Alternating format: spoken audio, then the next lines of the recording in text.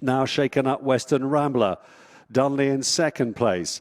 Up the inside, Grand Enterprise, coming from miles back and cruising through the field. Evita Du Mesnil has made up ground very quickly over the last furlong, almost like a shadow here in the bright sunshine, and she's coming there home very strongly. Takes up the running as they approach the final flight. Western Ramblers checked out quickly.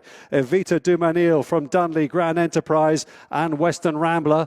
Just over half a furlong left to run here, and it's Evita Du Mesnil and Harry Reid. But flying on the far side is Grand Enterprise. He's lunging very, very late, but Evita Du Mesnil hung on and beats Grand Enterprise. And Tom is asking Rainer's World now to pick up and take over this leader, but she's making heavy weather at the moment. Stainsby Girl still galloping on resolutely.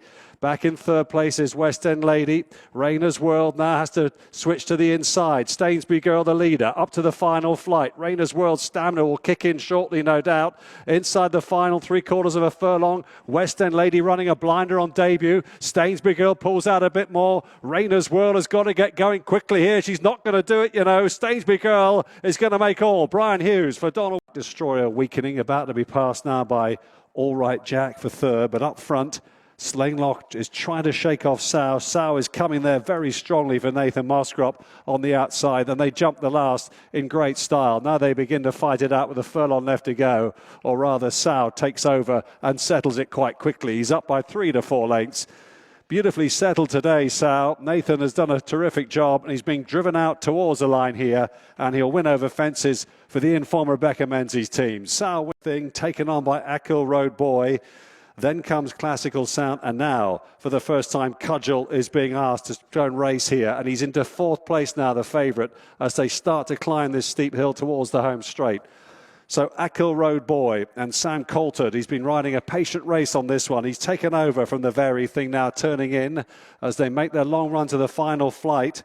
Cudgel is about to go into second place then as they race up and square up towards the final flight here, and Cudgel closing down on this leader Ackle Road Boy, with Classical Sound running much better on the inside. Here's the final flight now. Ackle Road Boy still the leader, pulling out a bit more. Cudgel on the near side is now really sticking his neck out, and this is going to be a desperately tight finish because Ackle Road Boy is not going down without a fight. Cudgel wearing him down on the near side. Cudgel and Ackle Road Boy are bob of the heads as they went past together.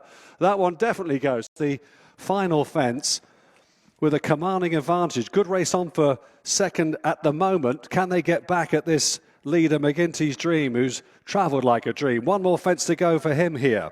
McGinty's Dream and Grant Coburn down towards the final fence and measure it beautifully, clear by a good 10 or 12 lengths from West End Theatre, who's battling on in second place. But inside the final furlong, this is a really classy performance here.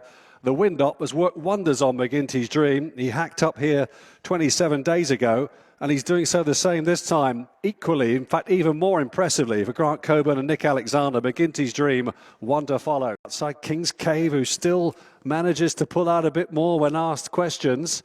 They've got quite a run before they get to the final flight here, but Bobby Bow is going clear by about 4 or 5 lengths then from King's Cave in second. Daran has run a blinder on his debut, but he's getting a bit tired. The final flight is coming up now for Bobby Bow and Brian Hughes. And a beautiful leap there. Superb leap by Bobby Bow. And now the champion jockey just shaking him up to make sure from King's Cave, who's trying to close the gap down, but he won't do so. Bobby Bow is way too good and wins on his hurdling debut. That's 50 for the season for Brian Hughes as he notches up a double here at Hexham.